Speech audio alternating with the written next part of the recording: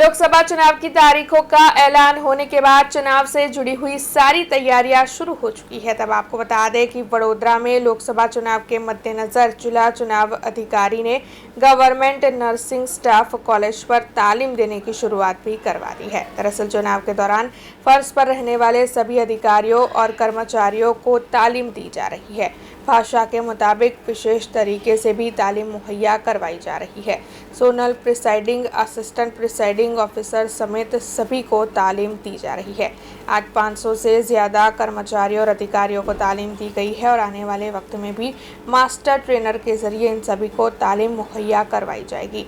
मतदान के दिन किसी भी तरीके की कोई शिकायत ना हो और कोई भी क्षति ना आए, इसका खास ख्याल रखा जा रहा है। संसदीय मत विस्तार 143 अखोटा विधानसभा जे स्टाफ फरज बजावવાનો છે તે સ્ટાફની ચૂંટણીની આજે તાલીમ અહીં અપાઈ રહી છે। આ તાલીમની પ્રોસેસમાં presiding officer, assistant presiding officer અને પોલિંગ ઓફિસર ફરજ બજાવતા હોય છે।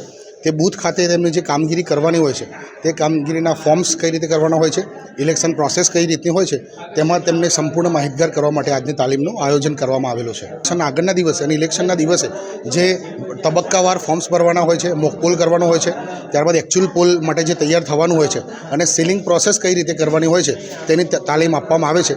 તેની સાથે સાથે ઈવીએમ મશીન કઈ રીતે ઓપરેટ કરવાનું છે, તેનું જોડાણ કઈ રીતે કરવાનું છે, તેનું સીલિંગ કઈ રીતે કરવાનું છે, તેની તાલીમ પણ તેમને હેન્ડ્સ ઓન તાલીમ ઈવીએમ ટ્રેનર દ્વારા આપવામાં આવે છે। ટોટલ 2200 સ્ટાફને તાલીમ આપવામાં આવશે। अब खबरों से लगातार अपडेट रहना हुआ आसान। बीआरजी न्यूज आपके मोबाइल स्क्रीन पर आज ही बीआरजी न्यूज की mobile app Google play store और ऐप स्टोर से डाउनलोड करें और खबरों से लगातार जुड़े रहें।